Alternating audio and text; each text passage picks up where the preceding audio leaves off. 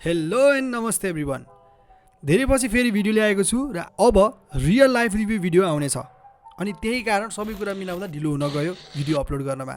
आजको भिडियोमा तपाईहरुलाई प्लेन बारे थाहा हुन नसक्ने केही फ्याक्ट्सहरु हेर्नेछौं। So let's start the video. Fact number 1, हामी चढ्ने कार भन्दा कमर्शियल जेट्सहरु बढी फ्युल इफिसिएन्ट हुन्छन्। युनिभर्सिटी अफ मिशिगनका माइकल सिबाकले यो विषयमा स्टडी गरेका थिए। हुन त कारमा प्रयोग हुने र प्लेनमा प्रयोग हुने फ्युल फरक हो, तर सयौंको संख्यामा प्यासेन्जर बोक्ने प्लेनहरूले गाडीले भन्दा बेटर फ्युल इफिसिएन्सी दिन्छन्।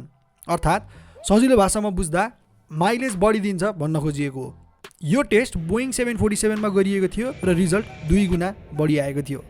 फ्याक्ट नम्बर 2, तपाई हामी प्लेनमा उड्दा मरुभूमि या डेजर्टमा उडे सरह हो। के हावादारी कुरा गर्छ भने जस्तो लाग्यो होला। खास कुरा के हो भन्दा एयरप्लेनको क्याबिनलाई प्रेसराइज गरिएको हुन्छ र ह्युमिडिटी लेभल 20% मा झारिन्छ अनि हाम्रो ह्युमन स्किनलाई मिनिमम 40% ह्युमिडिटी चाहिन्छ नर्मली फंक्सन गर्नको लागि। तर प्लेनमा हुँदा कति हुन्छ? 20%। र कम्पेयर नै गर्ने हो भने पनि सहारा डेजर्टमा पनि 25% ह्युमिडिटी हुन्छ।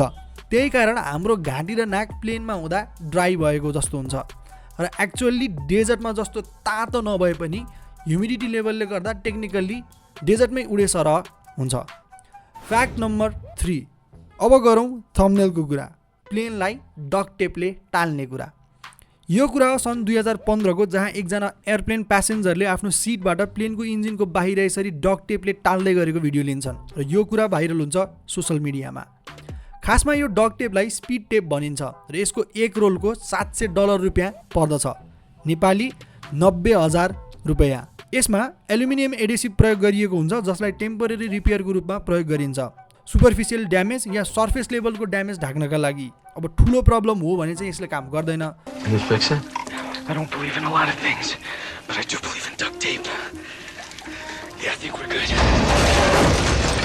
नत्र नर्मल प्रब्लम हो भने यो टेप युज गर्न सकिन्छ र फिनल्यान्डमा यो टेपले मान्छेको जीवन नै बचाउने काम गर्ने भएर जिजस टेप पनि यसलाई भनिन्छ।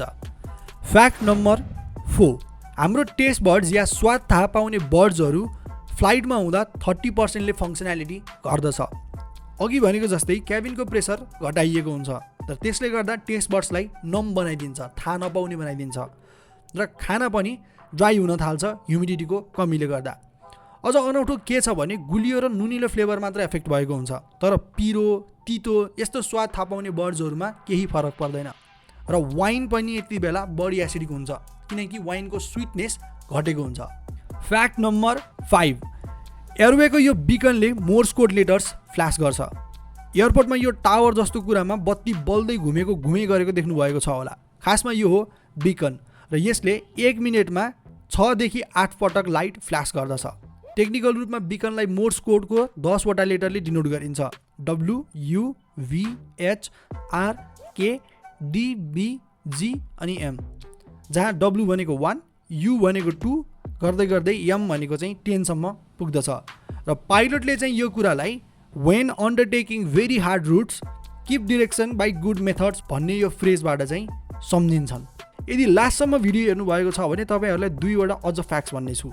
विश्वको सबैभन्दा अग्लो air traffic control tower new Bangkok international एयरपोर्टमा छ र यो 434 फिट अग्लो छ, जुन 40 तले बिल्डिङ जति नै अग्लो रहेको छ।